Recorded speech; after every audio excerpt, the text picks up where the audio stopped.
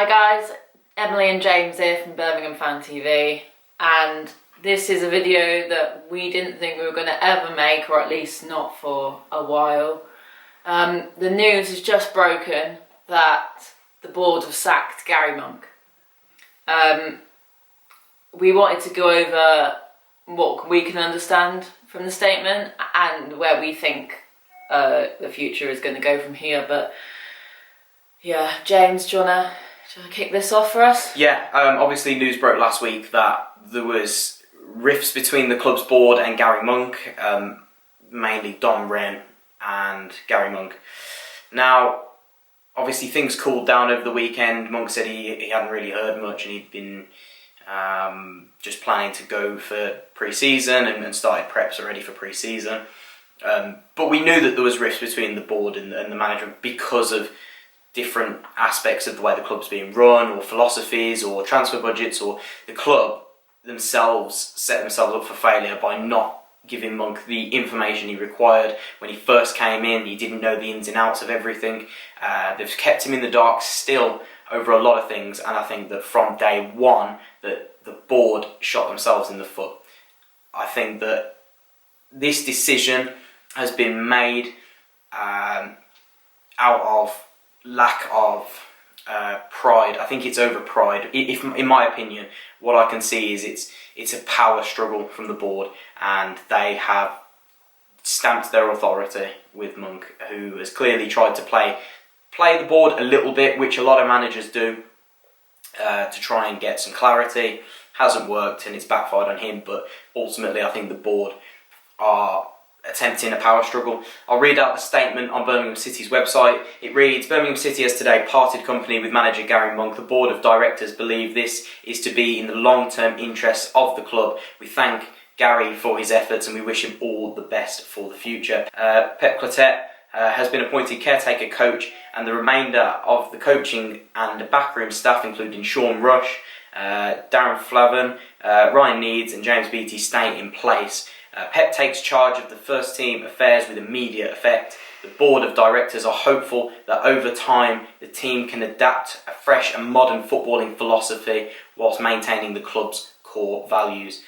It is our intention to drive the club forward and challenge for promotion. As part of an overall review of the club's operations, we will also seek to enhance our recruitment and scouting strategy.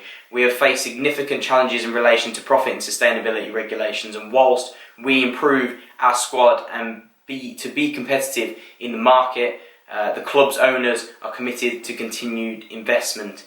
We will do so sensibly and effectively. The club has a pool of talented players, and those emerging via the academy and under-23s will be embraced even more so than before. We are certain that these young players, as those in our first team already, will be hungry to succeed as we bring in a new chapter. In addition to our excellent academy, Birmingham City women and regional talent clubs are also thriving. The board of directors feel that it is vitally important for everybody at the club to be sharing the same vision and commitment to the plans and process. Birmingham City Football Club.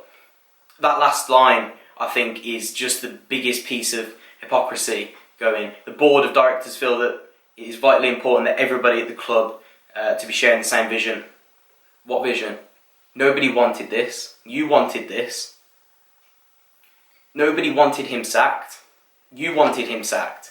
There's been a disagreement, we get that. In what walk of life does everybody agree on everything? Yes, there's going to be rifts. Yes, things won't be the same in terms of the vision of the board and the vision of the manager, but it's to come to an agreement.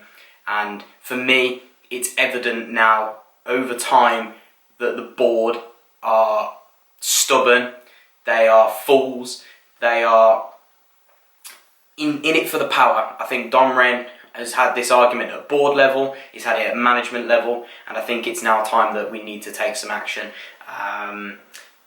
Your thoughts on it, honestly? Well, if you can see what I've written on my pad, children, I apologise, but that says exactly what I think of the matter. I am appalled, I'm horrified, and I am unfortunately not surprised. It's been evident for a while now that the board want to stamp their authority on the club. Well, unfortunately, it doesn't work like that. A football club, the core of the football club is the fans. And if you don't listen to the fans, you don't have a football club. I'm sorry, we're not Barcelona, we're not a company, we're a football club, we're a family, and we're a tight-knit community. And they are very much trying to distance themselves from us. That's what I'm getting from this, that they are trying to say, you'll do what we want, not the other way around. If you want a dictatorship, go get another club, because we don't do that here. We're a family, and if you don't like it, you know where to go. That's my take on it, and I'm getting very emotional. I think that we got a lot of reactions here on Twitter. We did ask for some of your opinions ever so quickly. We've got, even a Villa fan says, I mean, he got Blues to 14th, why sack a manager doing such a good job? And I mean, I think he, in that aspect, he's saying that obviously we've done the points deduction, we've had all of that, and he's still got us to 14th. We would have finished, roughly somewhere around maybe 10th, 11th, had he have not been, we had not had the points deduction. For a team that could spend, nothing and had minimal, I think he did an outstanding job. The board does exactly the opposite thing the fans want. You can't disagree with consistency. It's just the sarcasm's been high on Twitter over the last couple of minutes. Can't imagine anybody wanting the job now. I usually make some sarcastic comments with Football Manager screenshots saying hire me, but I wouldn't even want to work for the board. Absolute disgrace. We won't be filling these their pockets anymore. They'll be gone by Xmas at the latest. We'll get them out. Outraged. I want to punch everybody at Trillion Trophy and Hager in the throat. Board full of incompetent, and I can't say the last word. I've got one here that's really, really, really hit the nail on the head. I think it's lack of stability that gets me. First season in a while where we haven't been scrambling away from the bottom in the final game. We need a couple more like that to build. The run to the Prem in 2002 realistically took 6 years to build, and that's from David Warren. That's absolutely nail on the head with that one there. I think that while I can see, yes, Monk is probably not the easiest manager to work with, you can't deny what he's done. You can't hide away from his consistency. You can't hide away from the work he does with the fans to build the club as a whole. Not just on the pitch, but what he does off it, what he brings the fans. The fans were enjoying the football this season, even when things weren't going our way, even when the results weren't going our way. Fans were happy to go down, we were happy to travel and support the team because it was enjoyable and we felt committed. And Birmingham City, while I sit here and obviously always say, I want to see nice football, I want to see good football, I want to see winning football, yeah, but that comes with a foundation. And that foundation comes from having a core within the club where fans, board, players, management are all on the same hymn sheet, and unfortunately the board are so far off it.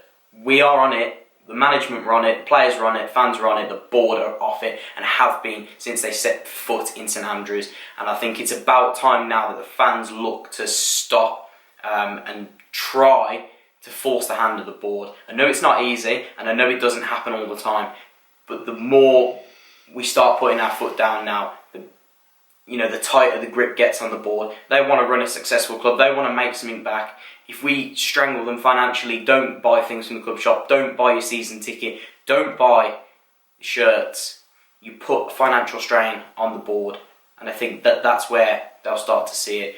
Blues fans, leave your comments down below and leave your thoughts. I think that this one's going to leave a sour taste for a good couple of days. I think that it's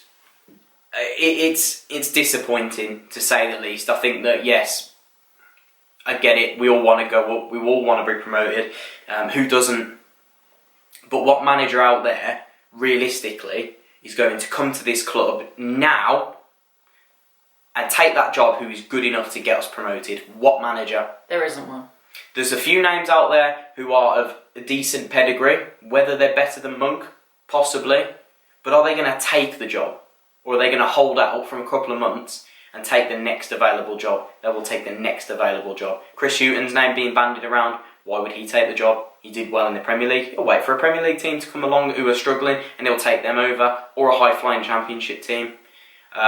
With a good board, with stability. I saw David Moyes. Oh God. Why would he take the job? Even so, why would he come to the Championship?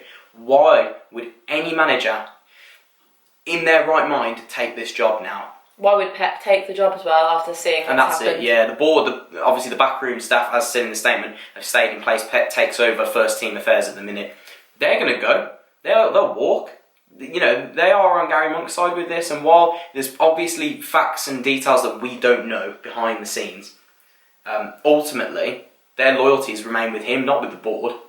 You think they're gonna say, oh, you know, that's nice of you, you've sacked him, who's next, which one of us is next? That's how they'll think. Their jobs are on the line, but if they leave now with their dignity held high and doing a good job, they'll go and find another job, they'll get one instantly. But obviously, guys, I know it's a difficult video. I know this one's going to be a difficult one to take. Pre-season starts next week. Fixtures are out in 2 days. And we have no manager again. This is what, the 5th or 6th manager in the last 5 seasons. It's just not good enough. Where does the stability lie?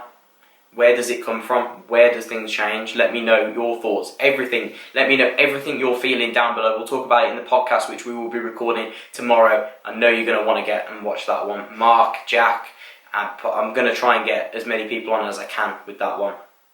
So don't forget to tune into that one tomorrow, guys. But leave your thoughts down below and we will read them out on the podcast tomorrow as well. Get everybody's views involved. I want to hear every aspect of what you're thinking currently. Emily, anything else to add finally? Yeah, just let me know. I mean, I am interested in what everyone has to say because